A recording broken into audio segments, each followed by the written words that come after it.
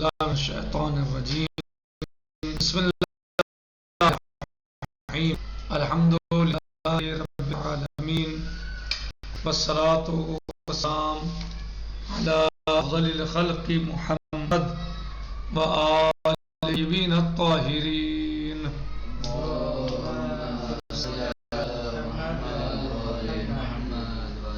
وعجل فرجہم۔ ہمارا درس چل رہا ہے سورہ مبارکہ حجرات کی آیت نمبر 12 کی تفسیر میں۔ آیت نمبر 12 کہ جس میں اللہ سبحانہ وتعالی ارشاد فرماتا ہے بسم اللہ الرحمن الرحیم یا ایہا الذین آمنوا اجتنبوا کثیرا من الظن ان بعض الظن اسم ولا تجسسوا ولا یغتب بعضکم بعضا ایحب احدکم ان یاکل لحم اخیہ میتا فکرہتموہ واتقوا اللہ ان اللہ تواب الرحیم۔ اے ایمان والو،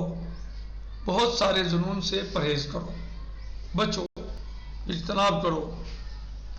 اس لیے کہ بعض ظن گناہ ہے۔ اور تجسس مت کرو، ایک دوسرے کی غیبت نہ کرو۔ کیا تم میں کوئی اس بات کو پسند کرتا ہے کہ وہ اپنے مردہ بھائی کا گوشت کھائے؟ فکرہتموہ، پس یقیناً تم اس سے کراہیت کرتے ہو، اور تم اللہ کا تقوی اختیار، ان اللہ الرحیم، بے شک اللہ توبہ کا قبول کرنے والا اور رحم والا۔ گفتگو اس آیت شریفہ کے ذہن میں چل رہی ہے۔ گزشتہ درس میں ہم نے حرام ہونے کے بہت سے فلسفے ہیں۔ ایک فلسفہ یہ بھی ہے کہ غیبت کے ذریعے سے انسان کی عزت اور آبرو برباد ہوتی ہے، انسان کی شخصیت قتل ہوتی ہے، اور اللہ عز و جل نے انسان کی عزت اور آبرو کو بڑی اہمیت دی ہے اور بڑا اس کو مرتبہ دیا ہے، اور اللہ سبحانہ و تعالیٰ نہیں چاہتا کہ کسی بھی مومن کی عزت یا آبرو اس کی برباد ہو یا ختم ہو یا اس کی شخصیت قتل ہو، بلکہ اللہ عز و جل چاہتا ہے کہ مومنین عزت دار، عزیز اور ایک دوسرے سے محبت کرنے والے اور ایک دوسرے پر ہجوم نہ کرنے والے ہوں، اور غیبت جو ہے وہ سامنے والے کی عزت کو ختم کرتی ہے۔ اور نقطہ دیگر غیبت میں اور بدبینی میں یہ ہے، نقطہ دیگر ان کے غیبت بدبینی آفرینت، غیبت جو ہے وہ بدبینی تو جو ہے وہ دیتی ہے، پیدا کرتی ہے، یعنی بری نظر، بری سوچ۔ پیمند ہے اجتماعی راست سست می کند، اجتماعی معاملات کو، اجتماعی چیزوں کو، اور جو چیزیں اجتماعی اعتبار سے انجام دی جاتی ہیں ان کو سست، ان کی رفتار سست کر دیتی ہے غیبت جو ہے۔ جب ایک دوسرے کی برائیاں کریں گے، غیبت کریں گے لوگ، تو دلوں میں جو ہے وہ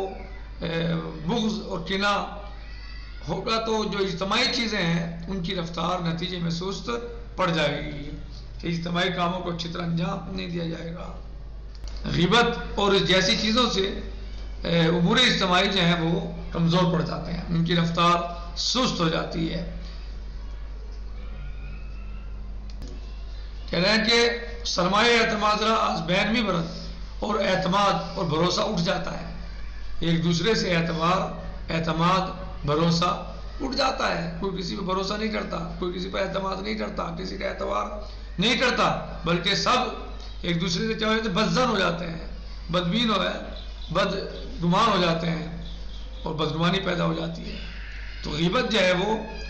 امور اجتماعی پہ فرق ڈالتا ہے، اس سے اجتماعی امور کی رفتار کمزور پڑ جاتی ہے، اعتماد کا سرمایہ ختم ہو جاتا ہے، درمیان سے اٹھ جاتا ہے۔ وہ پائے ہائے تعاون و ہمکاری را متزلزل بھی سازاد، اور ہمکاری، تعاون ایک دوسرے کا اور ہمکاری، یہ سب جو ہیں کیا متزلزل ہو جاتے ہیں۔ ان کے پیر اکٹ جاتے ہیں، یعنی ایک دوسرے کے تعاون یا ہمکاری کے پیر اکٹ جاتے ہیں، ایک دوسرے کا تعاون نہیں ہوتا۔ میدانی اسلام برائے مسئلہ وحدت و ایک پار چلی جامع اسلامی و انسجام و استحکام ان اہمیت فوق العادائی قائل شدہ۔ ہم اس بات کو جانتے ہیں کہ اسلام مسئلہ وحدت میں، اتحاد میں، یکجہتی میں اور سماج اور مجتمع کے ایک رہنے میں بہت زیادہ دھیان دیتا ہے، اس کو بہت زیادہ مضبوط کرتا ہے، کوشش کرتا ہے، اور اس چیز کو فوق العادہ اعتبار سے اہمیت دیتا ہے، اس کا قائل ہے کہ سماج میں وحدت رہنی چاہیے، سماج خراب نہیں ہونی چاہیے، سماج میں فساد نہیں ہونا چاہیے، لوگوں میں ناراضگیاں نہیں ہونی چاہیے، لوگوں میں آپس میں تنازع اور جھگڑا نہیں ہونا چاہیے، بلکہ سب ملے رہیں اور ایک دوسرے کا تعاون کریں۔ اسلام اس بات کو فوق العادہ طریقے سے جو ہے وہ ان چیزوں پر زور دیتا ہے اور دھیان دیتا ہے۔ وہ ہر چیز عمرہ تضعیف نماید منفور است، اور جو بھی چیز، جو بھی شے اس کو کمزور کرے، اتحاد کو، وحدت کو جو بھی کمزور کرے، اس سے اسلام نفرت کرتا ہے، وہ اسلام میں منفور ہے، اسلام میں اس سے نفرت ہوتی ہے، اس سے محبت نہیں ہوتی۔ وغیبت یکی از عوامل مہم میں تضعیف است، اور غیبت عوامل تضعیف میں سے ایک مہم عامل ہے کہ جو سماج اور معاشرے اور اس کی وحدت اور اتحاد کو کمزور کرتا ہے۔ ان میں سے ایک غیبت جو ہے وہ مہم ترین شے ہے۔ غیبت کیا ہے؟ مہم ترین عامل ہے، یعنی غیبت بھی سماج اور معاشرے کی وحدت کو کمزور کرتی ہے اور اس کی یعنی کمر کو توڑتی ہے اور اس کے استحکام کو کمزور کرتی ہے۔ وغیبت یکی از عوامل مہم میں تضعیف است، اور غیبت عوامل مہم میں سے ہے، ان عوامل مہم میں سے کہ جو اتحاد کو اور وحدت کو کمزور کرتے ہیں، ان میں سے ایک ہے اور منفور۔ از این حال گزشتے غیبت بذر کینہ و عداوت را در دلها می پاشد۔ یہ بات گزر چکی ہے کہ غیبت دلوں میں کینہ اور عداوت کو پیدا کرتی ہے، اس کو پروان چڑھاتی ہے۔ وہ گاہ سرچشمہ نزاعی خونین و قتل و کشتار بھی گردد، اور کبھی کبھی جو ہے وہ غیبت جو ہے وہ خونی جنگوں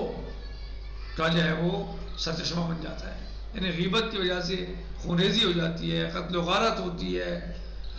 سماج اور معاشرہ اور انسانیت تباہ ہو جاتی ہے۔ خلاصہ این کہ اگر در اسلام غیبت بعنوان یکی از بزرگترین گناہ کبیرہ شمرده شده و خارج اساس ہوئے فردی و اجتماعی امور، خلاصہ یہ کہ اسلام میں غیبت کو بہت بڑا اور برا سمجھا گیا ہے، بری چیز سمجھی گئی ہے، اور یہ گناہ کبیرہ میں سے ایک ہے، تو یہ اس کی وجہ یہ ہے کہ یہ سماج اور معاشرے کو برباد کر دیتی ہے، معاشرے اور سماج پر اس کے برے اثرات مرتب ہوتے ہیں۔ یعنی غیبت کو گناہ کبیرہ میں سے کیوں جانا گیا ہے اسلام میں؟ غیبت کو اسلام برا کیوں سمجھتا ہے، کیوں اس سے منع کرتا ہے؟ کیونکہ اس کے آثار جو ہیں وہ فردی اور اجتماعی امور کو منہدم کر دیتے ہیں، برباد کر دیتے ہیں، اجتماعی اور فردی امور پر اس کے بہت برا اثر مرتب ہوتا ہے۔ وہ در روایات اسلامی تعبیرات بسیار اتقان دہندے در این زمینیں دیدہ بھی شواد، روایات اسلامی میں اس طرح کی بہت ساری تعبیریں ہوئی ہیں اور اس موضوع پر بہت ساری گفتگو اور بیان ہوئے ہیں اور باتوں کو بیان کیا گیا ہے روایات میں، یعنی چیزیں بہت بڑی مقدار میں موجود ہیں۔ غیبت کے مثلا کتنا بڑا گناہ ہے غیبت، غیبت کے نقصانات کیا ہیں، یہ سب جو ہے وہ غیبت سے منع کیا گیا، روکا گیا، یہ سب جو ہے روایات میں وافر مقدار میں موجود ہے۔ کہ نمونہ از عمرہ ذیلن می آوریم، کہ جس کا ہم ایک نمونہ ہے ہم نیچے لا رہے ہیں، بیان کر رہے ہیں، جس کے نمونے کو ہم نیچے بیان کر رہے ہیں۔ پیغمبر گرامی اسلام فرمود، نبی اعظم حضرت محمد مصطفیٰ صلی اللہ علیہ وآلہ وسلم فرماتے ہیں، ان الدرہم یصیبہ الرجل من الربا اعظم عند اللہ فی الخطیۃ من 36 زنیہ، وہ درہم جو انسان کو، یا وہ درہم جو انسان سود کے ذریعے حاصل کرے، وہ درہم جو انسان سود کے ذریعے حاصل کرے، اعظم عند اللہ فی الخطیۃ من 36 زنیہ، وہ بڑا ہے اور عظیم گناہ ہے، اور گناہ اعظم ہے اللہ کے نزدیک، کس سے؟ اس گناہ سے کہ جو 36 بار زنا کر کے کیا گیا ہو، وہ گناہ جو 36 بار زنا کے ذریعے کیا گیا ہو، اس سے زیادہ برا اور بڑا گناہ جو ہے وہ سود کا 1 درہم ہے۔ کیا فرماتے ہیں نبی اسلام حضرت محمد مصطفیٰ صلی اللہ علیہ وسلم؟ ان الدرہم یصیبہ الرجل من الربا، وہ درہم کے جو حاصل کرے انسان سود کے ذریعے سے، اعظم عند اللہ، وہ بڑا ہے، اعظم ہے اللہ کے نزدیک، فی الخطیہ، گناہ میں، جرم میں، خطا میں، من 36 زنیہ، 36 زنا سے وہ زیادہ بڑا گناہ ہے، 1 درہم حاصل کرنا 36 زنا سے زیادہ بڑا گناہ ہے۔ یزنیہا الرجل، جو انسان زنا کرے، وہ اربر ارز الرجل المسلم، جی وہ اربر ارز الرجل المسلم، اور مسلم کی روح ربا سے بھی کہیں زیادہ ہے، وہ قیمتی ہے، یعنی جو ربا کو جیسے منع کیا گیا ہے، حرام قرار دیا گیا ہے، تو مسلم کی عزت کا پامال کرنا اس سے بھی کہیں زیادہ بڑا ہے گناہ، یعنی اس سے بھی کہیں زیادہ بڑا گناہ ہے، یعنی مومن، یعنی آپ ناحق سود کے طور پر کسی سے 1 درہم لے لو، وہ 36 دنوں کے برابر جو ہے وہ گناہ رکھتا ہے، برائی رکھتا ہے، اور مومن کی عزت تو اس سے بھی کہیں زیادہ عظیم ہے، تو کوئی مومن کی عزت کو پامال کر دے تو اس کا گناہ کتنا اور کتنا سخت اور کتنا زیادہ ہے۔ یہ کہ نبی پاک محمد مصطفیٰ صلی اللہ علیہ وسلم فرماتے ہیں، درہمی کے انسان از ربا بدست بھی عورت، وہ درہم کے جسے انسان سود کے ذریعے حاصل کرتا ہے، گناہ نزد خدا، اس کا گناہ کے نزدیک 86 یعنی 36 از 36 زنا بزرگ تر، 36 زناؤں سے بھی زیادہ بڑا ہے، 1 ربا، 1 درہم ربا کا، بعض ہر ربا بالا ترا مسلمان، ہر درہم سے بلند و بالا جو ہے وہ ایک مسلمان کی آبرو ہے، کہ جسے انسان غیبت کے ذریعے برباد کر دیتا ہے،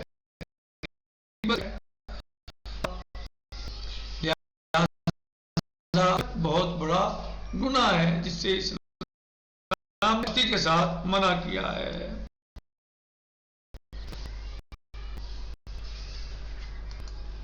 ان مقایسہ بخاطر انست، یہ جو مقابلہ کیا گیا ہے زنا اور ربا کا، اور زنا کا جو ہے وہ ہلکا بتایا، یعنی زنا کا گناہ کم ہے اس میں، اور سود کا گناہ زیادہ ہے جو بتایا گیا اس حدیث میں، کہہ رہے ہیں ان مقایسے بخاطر انست، یہ مقابلہ اس لیے کیا گیا ہے، یہاں پر جو مقایسہ کیا گیا ہے کہ زنا ہر اندازہ قوی و زشت است، یعنی اس میں کوئی شک نہیں ہے کہ زنا بدترین گناہ ہے، ایک بہت بڑا گناہ ہے، بہت بڑا گناہ ہے زنا،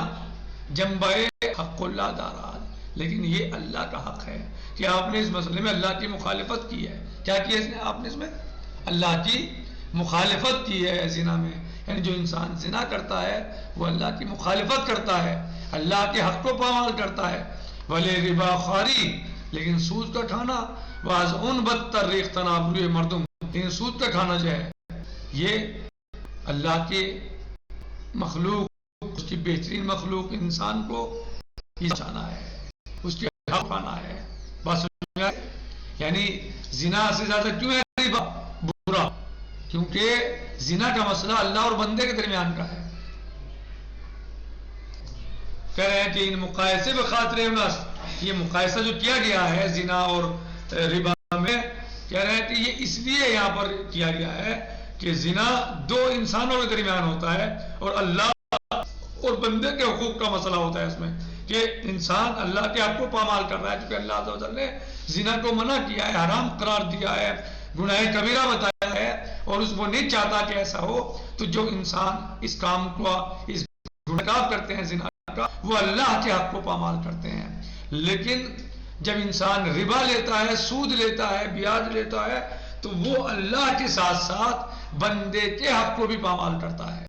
عبد کے حق کو بھی پامال کرتا ہے، انسان کے حق کو بھی پامال کرتا ہے۔ یعنی وہاں صرف کس کا حق پامال ہوا؟ اللہ عز و جل کا، اور یہ کہ اللہ کی مخالفت کی، اس کے حکم کی مخالفت کی، جو اللہ نہیں چاہتا اس کام کو انجام دیا، لہذا گناہ ہے، گناہ کبیرہ ہے، سخت سزا ہے اسلام میں اس کی۔ لیکن یہاں جو ہے صرف اللہ کا حق پامال ہوا ہے، لیکن سود میں اللہ کا حق بھی پامال ہوا، اللہ نے سود کو منع کیا، اللہ کا حق بھی پامال ہوا، اور بندے کا بھی حق پامال ہوا کہ اسے نے قرض لیا تھا اور اس ظالم نے اس سے اضافہ کر کے پیسہ واپس لے رہا ہے، یہ صحیح، اس سے بڑا لیکن غیبت اس سے بھی بڑا ہے، کیونکہ 1 روپے 1 درہم کا مسئلہ اتنا بڑا نہیں ہوتا، سخت، بہت سخت ہونے کے باوجود بھی اتنا سخت نہیں ہے جتنا سخت جو ہے وہ مومن کی عزت ہوتی ہے، ایک انسان کی آبرو ہوتی ہے، ایک انسان کی عزت اور اہمیت ہوتی ہے اور شخصیت ہوتی ہے۔ اگر کوئی اسے ہی قتل کر دے، شخصیت کو، اس کی عزت کو پامال کر دے، تو مومن کی عزت جو ہے وہ بہت زیادہ، اور مومن کی آبرو بہت قیمتی ہے۔ تو جب 1 روپیہ 1 درہم سود کا اتنا بڑا گناہ رکھتا ہے کہ 36 زناؤں کے برابر، بلکہ اس سے بھی زیادہ، 36 زنا سے بھی زیادہ، تو مومن کی عزت اگر کوئی پامال کر رہا ہے،